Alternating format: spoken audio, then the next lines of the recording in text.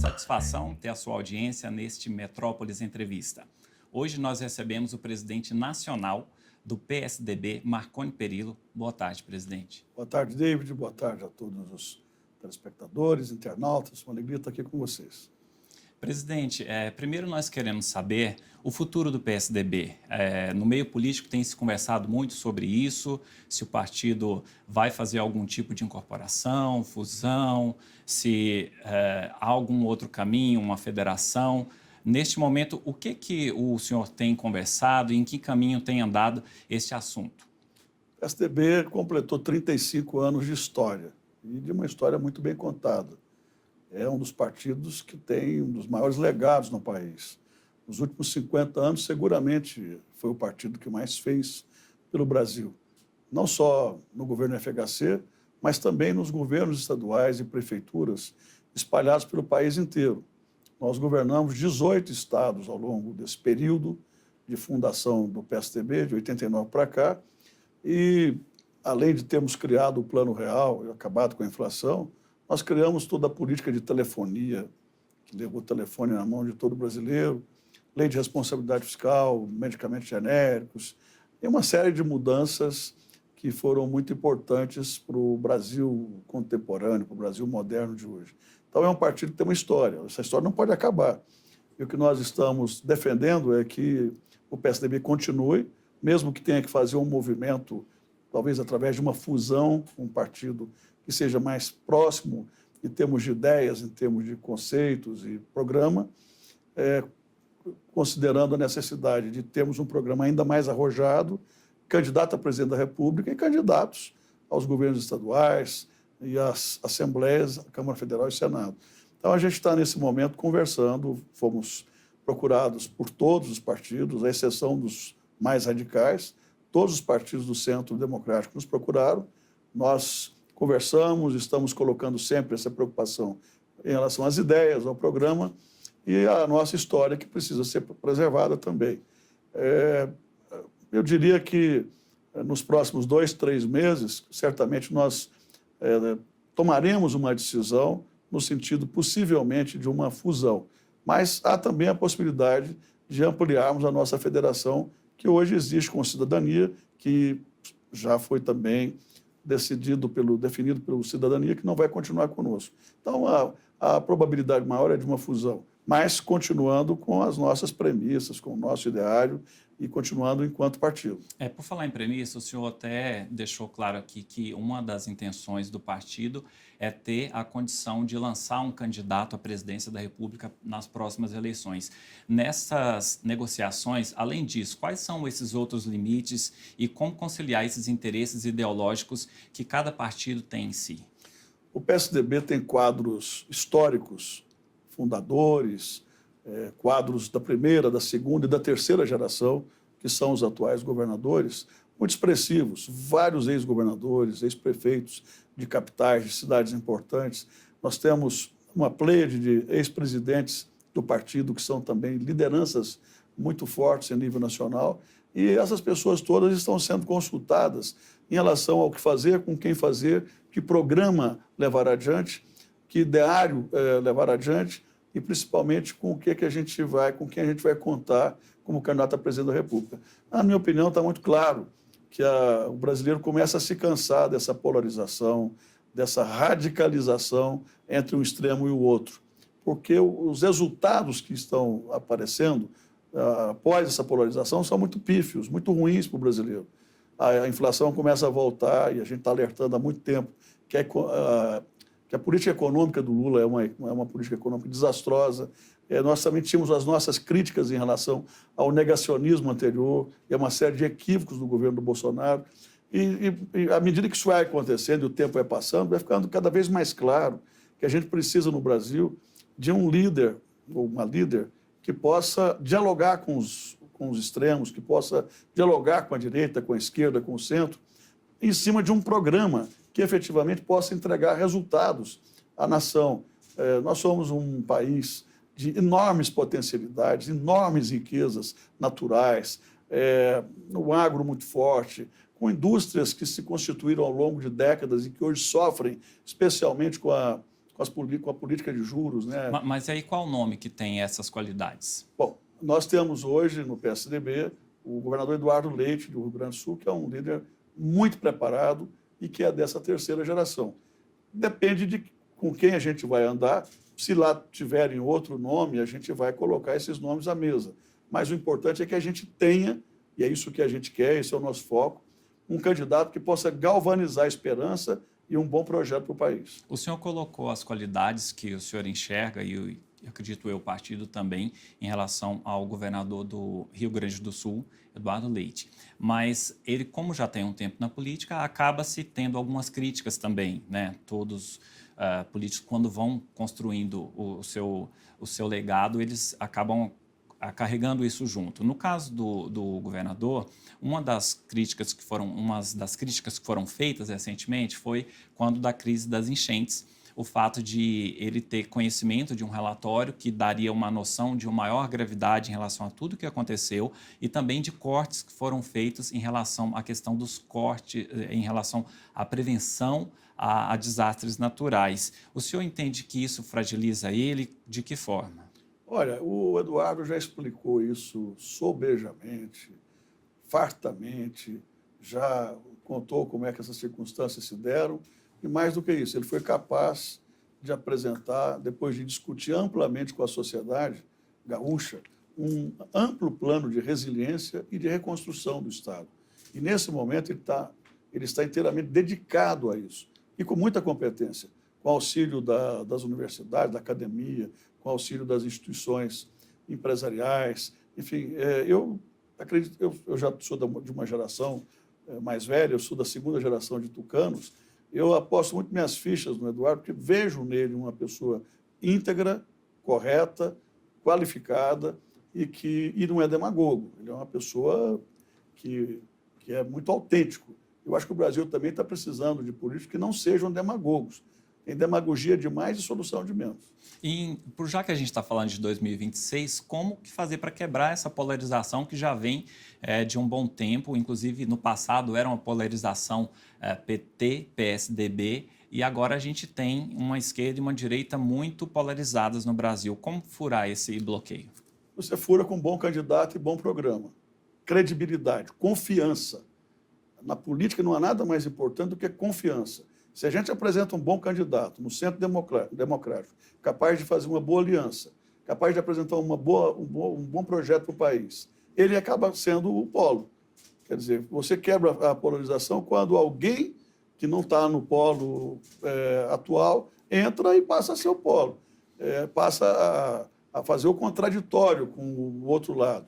Eu acho que nós temos no centro democrático políticos capazes de chegar, de quebrar essa polarização. No nosso caso, nos juntando a pessoas de centro-direita, às vezes até de centro-esquerda, e apresentando um bom projeto liberal na economia, um projeto consistente em relação a ajustes fiscais, para dar um bom embasamento econômico, um plano macroestruturante, um plano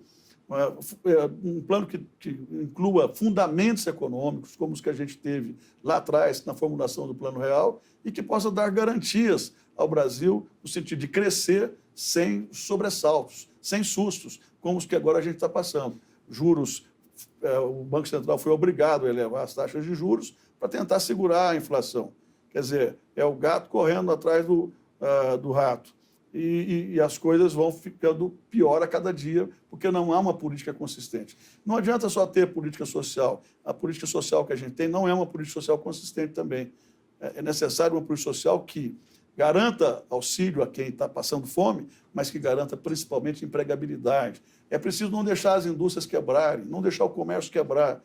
E para isso é fundamental que você tenha uma política fiscal rigorosa, forte, consistente, porque se a política fiscal começa a ruir, como está acontecendo agora, os juros precisam ser aumentados, porque senão a inflação chega.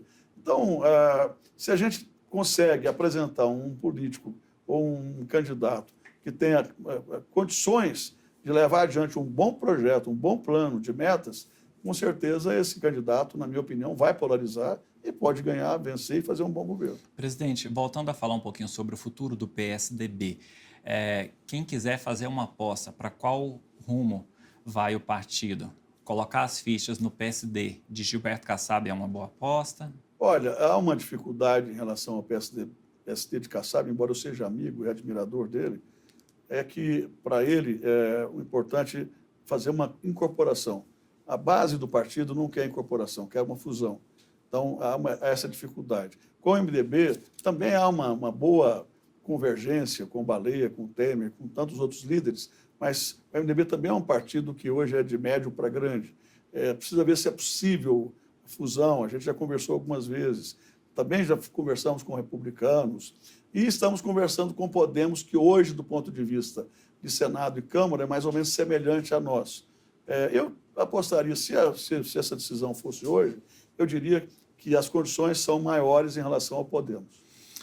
Presidente, um processo como esse, ele requer conciliar interesses, né? A gente tem o exemplo aí, o senhor mesmo tem falado em algumas entrevistas recentes que a governadora de Pernambuco, Raquel Lira, tem interesse em um outro rumo político, uma aproximação talvez maior com o governo Lula, e isso aí aparentemente não se encaixa nos projetos do PSDB, e a gente tem as premissas de outros partidos com os quais o senhor conversa, que vão tentar conciliar todos esses interesses.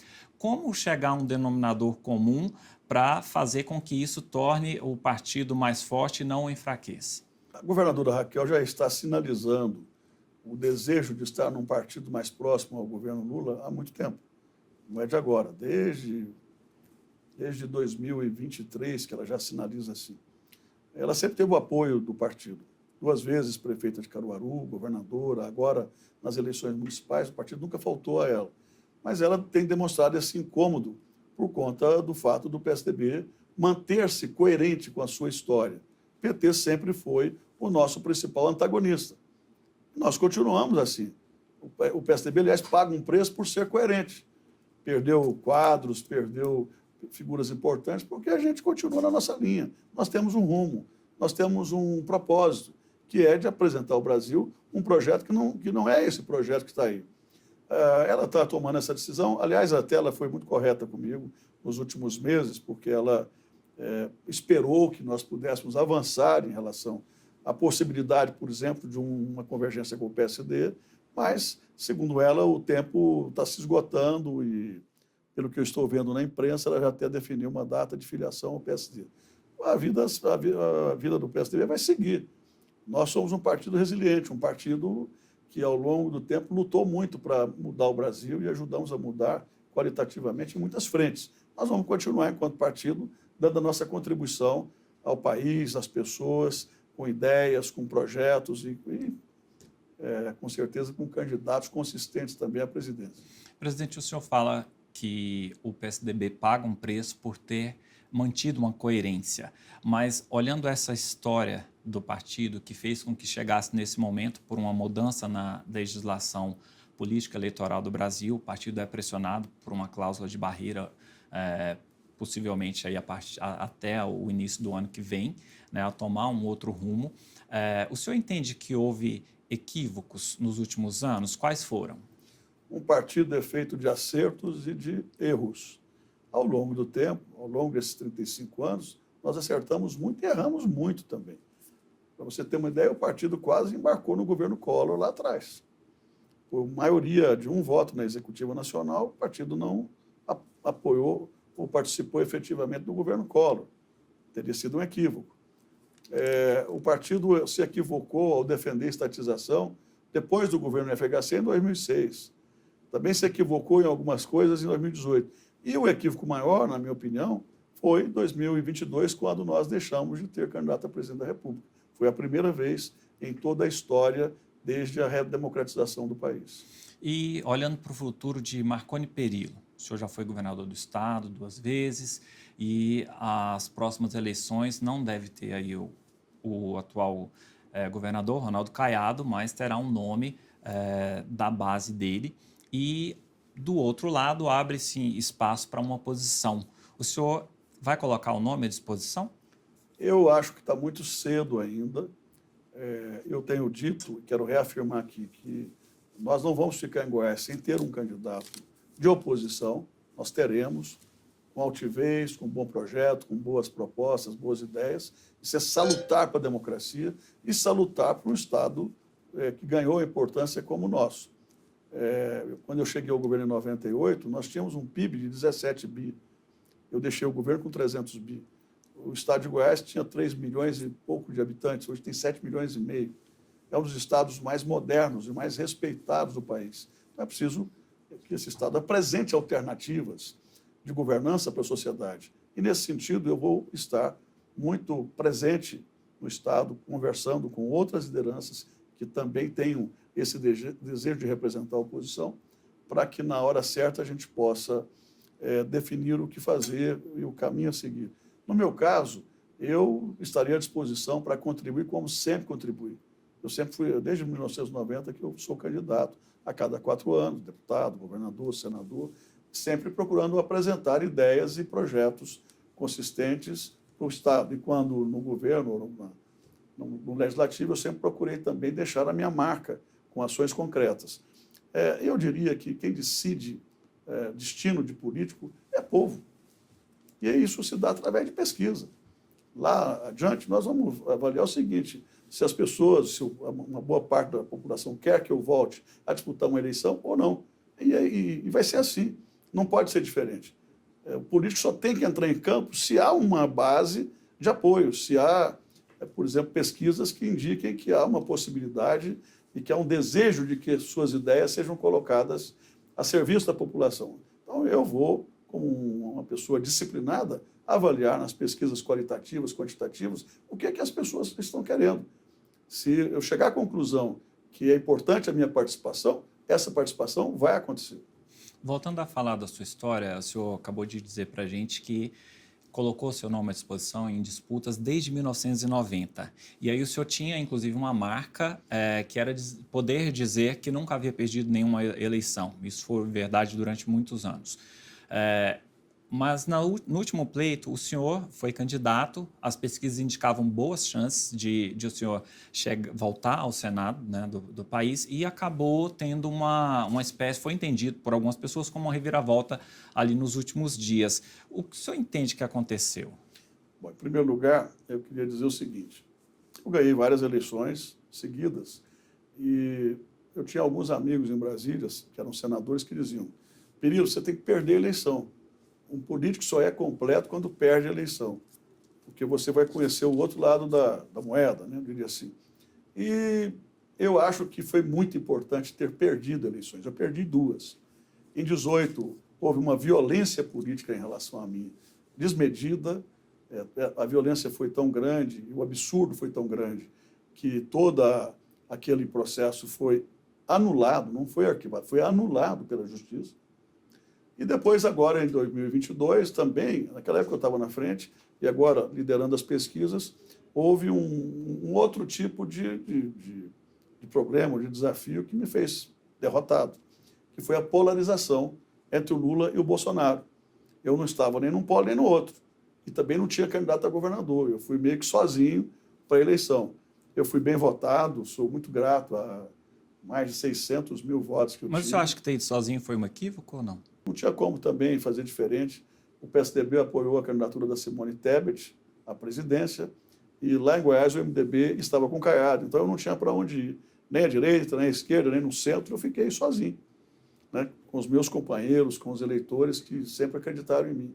Mas a polarização, no finalzinho da eleição, falou mais alto.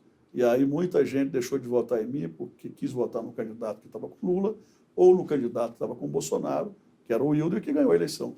Ele era o 4º, faltando 2, 3 dias para as eleições, e venceu. Isso faz parte da democracia, eu respeito, desejo muito boa sorte para ele, e eu continuei a minha luta, a minha jornada. Há pessoas que fazem críticas do fato do senhor não morar mais em Goiás.